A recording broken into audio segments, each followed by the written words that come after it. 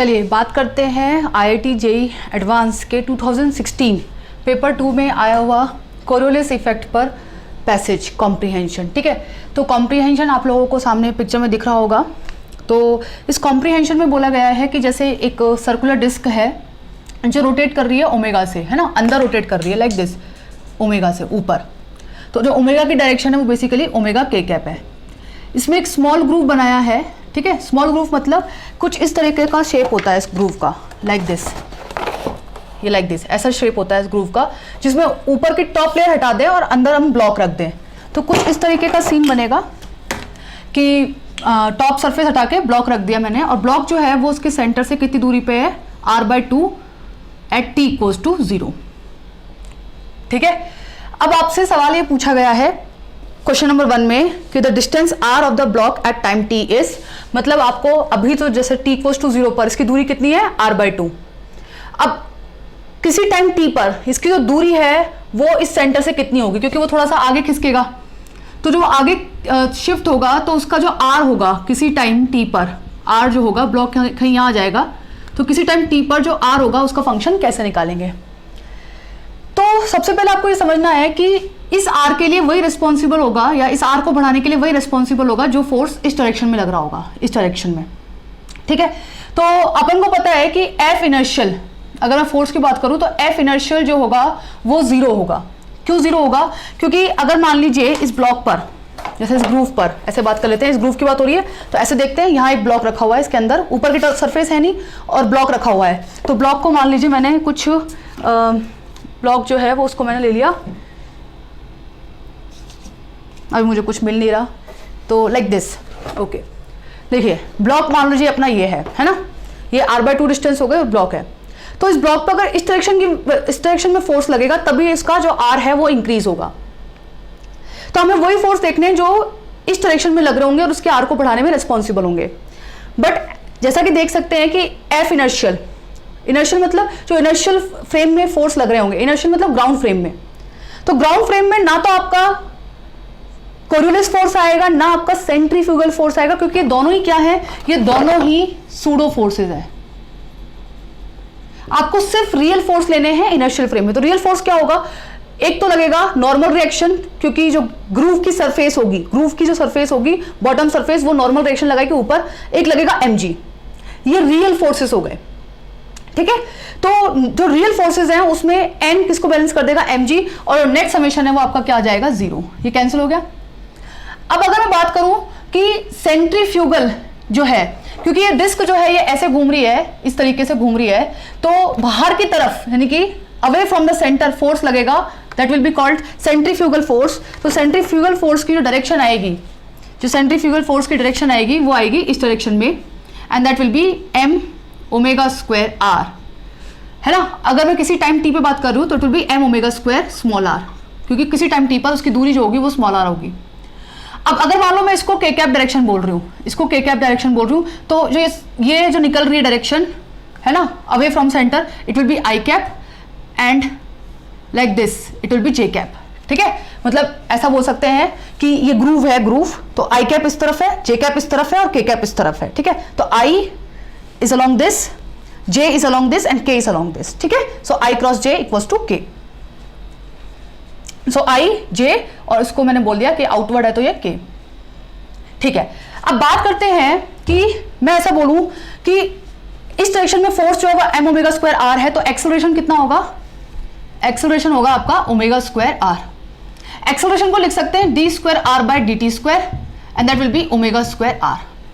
ये एक differential equation है, ये एक डिफरेंशियल इक्वेशन है, और डिफरेंशियल इक्वेशन जो है वो हम मैथमेटिक्स, मतलब 12th क्लास की मैथमेटिक्स में हम लोग लास्ट कैलकुलस का लास्ट चैप्टर होता है डिफरेंशियल इक्वेशंस, उसमें आती हैं ये, और इसके रिजल्ट्स हमें याद करने होते हैं। तो इसका जो रिजल्ट बनता है वो बनता है r equals to a e⁻ plus b e⁻−ωt।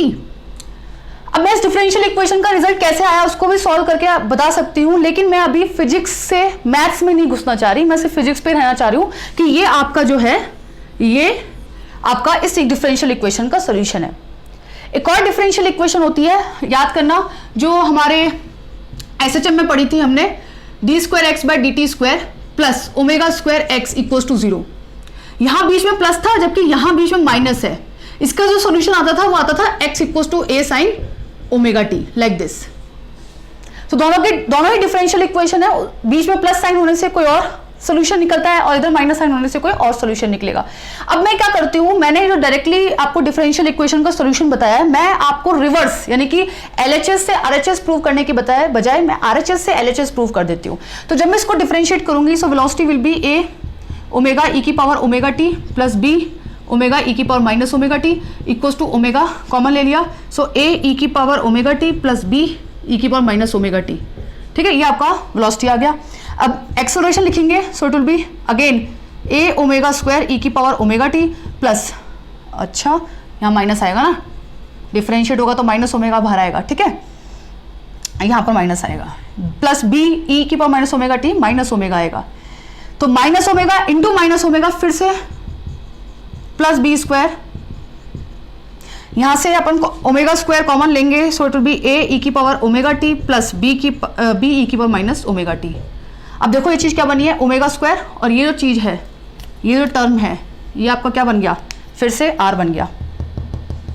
ठीक है ना, सो ओमेगा स्क्वायर आर, तो और ये अपना क्या निकल के आया, एक्सेलरेशन। देख लो अपना यही फंक्शन था, acceleration equals to omega square R. तो अपन ने क्या करा, पहले डिफरेंशियल इक्वेशन से डायरेक्ट सोल्यूशन लिख लिया और फिर सोल्यूशन को क्रॉस चेक करके देख लिया कि क्या वास्तव में अगर मैं इसको डिफरेंशिएट करूं, v निकालूं और फिर v से वापस से a निकालूं तो मेरी डिफरेंशियल इक्वेशन बन जा रही है कि नहीं बन जा रही है। इसका मतलब ये जो सोल्यूशन है ये मेरा करेक्ट है। तो अब मेरा r आ गया मेरे पास। ठीक है, तो r को लिखते हैं,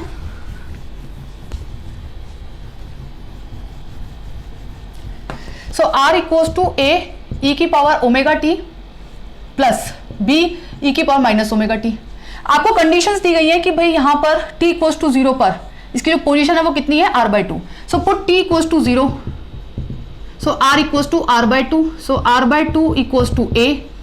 t की वैल्यू 0 पुट करेंगे, सो e की पावर 0 इज 1 एंड e की power 0 is 1, so it is a plus b, पहली इक्वेशन। आपको ये भी दिया गया था कि जब t इक्वल्स टू 0 था और पोजीशन r/2 थी, तभी डिस्क घूमना शुरू हुई थी, तो उस समय वेलोसिटी भी 0 थी, है ना, ये सब कॉम्प्रिहेंशन में मेंशन था। तो इसका मतलब जो फंक्शन बना था वेलोसिटी का वो बना था a ओमेगा ई की power omega T minus of b omega E की पावर माइनस ओमेगा टी। तो यहां से v को 0 पुट करेंगे, ठीक है, equals to a omega E की पावर 0 1 हो जाएगा माइनस b ओमेगा ई की पावर 0 1 हो जाएगा। तो यहां से अगर मैं बात करूं तो a माइनस बी कॉमन आ गया। अब ओमेगा 0 है नहीं तो a माइनस बी को 0 होना पड़ेगा, सो a इक्वल्स टू b। जबकि सम जो दे रखा है वो आपका r/2 दे रखा है, तो दोनों इक्वेशन को मर्ज करेंगे तो हमारा a equals to b equals to कितना आ जाएगा, r/4। ठीक है, so put in the equation, so r equals to r/4 e की पावर ओमेगा टी, b भी वही है तो कॉमन निकल के आ जाएगा बाहर, e की पावर माइनस ओमेगा टी। यही पहला ऑप्शन था आपका। क्वेश्चन मैं वापस से रीड करके बताती हूं। ठीक है, देखते हैं। देखो, the distance r of the block at time t is, तो पहला ऑप्शन दिया गया था आपको r/2 cos omega T, sorry 2 omega T. Second option r/4 e की power 2 omega T plus e की power minus 2 omega T. Third option यही था, सॉरी थर्ड ऑप्शन था r/2 cos ओमेगा टी और फोर्थ ऑप्शन यही था। ठीक है, so this is the correct answer.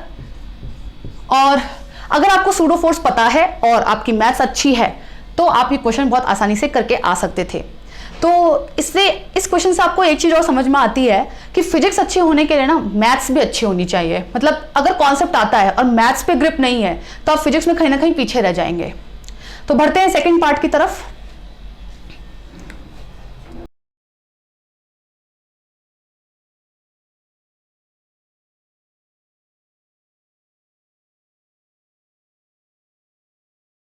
Move करते हैं सेकंड पार्ट की तरफ, जिसमें पूछा है the net reaction of the disc on the block is.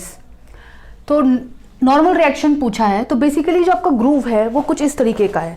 देखिए कि ये वाली दीवार है आपकी, ये वाली दीवार है और नीचे वाली दीवार है और ये ऊपर कोई दीवार नहीं है। ठीक है, अब इसके अंदर ऐसे समझिए ब्लॉक रखा हुआ है, तो यहाँ दीवार है, यहाँ दीवार है और ये ब्लॉक रखा हुआ है।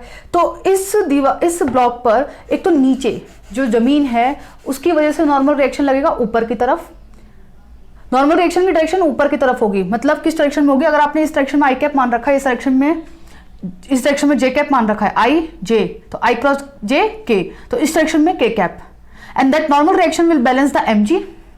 सो मेरा आंसर जो होगा वो एक नॉर्मल रिएक्शन जमीन से आएगा and that will be plus M G के कैप, प्लस डायरेक्शन में आ रहा है, तो या तो मेरा आंसर सी होगा या मेरा आंसर डी होगा, मतलब पहला ऑप्शन गलत है, सेकंड ऑप्शन गलत है।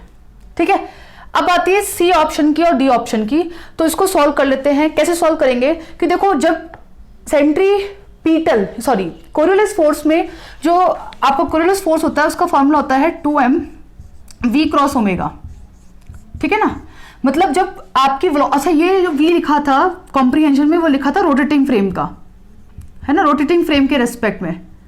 तो देखो, जैसे कि मान लो अगर ये डिस्क जो है ये घूम रही है इस डायरेक्शन में, मतलब जो डिस्क है वो ऐसे घूम रही है, तो उसके साथ साथ ये ग्रूव भी कुछ इस तरीके से घूमेगा। अब अगर ग्रूव तो घूम रहा है पर आपने इसको चिपका दिया, ग्रूव घूम रहा है बट वो चिपका हुआ है, तब उस पर कोरियोलिस फोर्स नहीं लगेगा, क्योंकि उस पार्टिकल की इस फ्रेम के रिस्पेक्ट में वेलोसिटी 0 है। ठीक है ना, तो ये जो वेलोसिटी आती है, अगर वो वेलोसिटी इस फ्रेम के रिस्पेक्ट में 0 है, तब कोरियोलिस फोर्स क्या होगा, 0। बट जैसे ही आप इस पार्टिकल पर सेंट्रीफ्यूगल फोर्स लगेगा, मतलब ये चिपका हुआ नहीं है और ये बाहर की तरफ निकलेगा, तो उसके पास एक वेलोसिटी आ जाएगी इस डायरेक्शन में, मतलब ये ऐसे भी मूव करेगा और ये बाहर भी जाएगा, तो मोशन कैसा होगा, इस तरफ भी होगा और बाहर भी निकलेगा। तो मैं अगर नीचे से बैठ के देखूंगी, जमीन पे बैठ के देखूंगी, तो मुझे ये ब्लॉक जो है ये घूमता हुआ नजर आएगा और बाहर निकलता हुआ भी नजर आएगा। बट अगर मैं फ्रेम में बैठ के देखूंगी तो मुझे बाहर जाता हुआ नजर आएगा। तो इसकी फ्रेम के रेस्पेक्ट में जो वेलोसिटी होगी वो इस तरफ होगी। तो जब तक इसके पास इस तरफ वेलोसिटी नहीं होगी तब तक कोरियोलिस भी नहीं लगेगा। कोरियोलिस कब लगेगा, जब हमारा v नॉन जीरो होगा। बात समझ में आ रही है? अगर आपने इसको फेविकॉल से चिपका दिया और सिर्फ घुमा रहे हो तो कोई कोरियोलिस फोर्स नहीं है। तो कोरियोलिस फोर्स की डायरेक्शन क्या होगी, तो v इस तरफ, क्योंकि वो बाहर निकल रहा है सेंट्रीफ्यूगल की वजह से, और जैसे ही वो बाहर निकलने लगा उसने वेलोसिटी गेन कर ली, and that velocity was 2m, velocity is what, omega r, है ना, किसी डिस्टेंस किसी टाइम पे मैंने r मान लिया, एंड ओमेगा r, और डायरेक्शन क्या थी, इस डायरेक्शन में जो है अपनी radially outward means r cap. ठीक है, और यहां पर रेडियली आउटवर्ड को क्या बोला हुआ है, i कैप, तो उसको i कैप लिख देते हैं। क्रॉस ओमेगा की डायरेक्शन क्या है, ओमेगा, और इस डायरेक्शन में अंगूठा ऊपर आएगा तो ओमेगा k कैप। r का जो फॉर्मूला था वो हमने पिछले सवाल में निकाला था, it was r/4, capital R/4 e की power omega T plus e की पावर माइनस ओमेगा टी। तो यहां से क्या हो जाएगा, ये twice of m omega, r की जगह मैं वो फॉर्मूला लिख देती हूं। अच्छा, पहले काम करते हैं, इसको omega square r, i cross k क्या होगा, सो i इस तरफ, k ऊपर की तरफ, तो i क्रॉस k इस तरफ आएगा, है ना, इस तरफ आएगा, तो इस तरफ आएगा, मतलब ये direction i cap j cap, तो ये वाली डायरेक्शन क्या हो जाएगी, माइनस j कैप, तो omega square r minus j cap. ठीक है, ओमेगा स्क्वायर r, तो twice of m omega square, r की जगह रख देते हैं ये वाला फॉर्मूला, सो r/4 e की power omega T plus e की पावर माइनस ओमेगा टी। ठीक है, और डायरेक्शन हो गई माइनस j कैप। अब आप बोलोगे कि मैम आंसर में तो प्लस j कैप है। यस, अगर यहां भी दीवार है और यहां भी दीवार है, तो इस ऐसा मान लेते हैं कि ये दीवार है, फोर्स इसे इस तरफ लग रहा है, तो ये इस दीवार के सट जाएगा, इस वाली दीवार के सटेगा, तो ये वाली दीवार जो है ये इस पे नॉर्मल लगाएगी इस तरफ। अरे बात समझ में, मैं ऐसा बोलूंगी कि जैसे ये ब्लॉक बाहर निकलने की कोशिश करेगा, इस पे कोरियोलिस फोर्स इस तरफ लगेगा, मतलब ये इस वाली दीवार से टच होगा। अरे बात समझ में, तो ये वाली जो दीवार है वो नॉर्मल रिएक्शन जो लगाएगी वो इस तरफ लगाएगी, मतलब ये तो हुआ फोर्स, है ना। अगर मैं नॉर्मल रिएक्शन की बात करूंगी, कोरियोलिस फोर्स इस तरफ लगा तो नॉर्मल रिएक्शन इस तरफ, ऑपोजिट, तो it will be twice of m omega square r/4 e की power omega T plus e की power minus omega T into plus j cap. ये 2 और 4 कैंसिल हो जाएंगे, सो इट इज 1/2, तो answer number C is correct.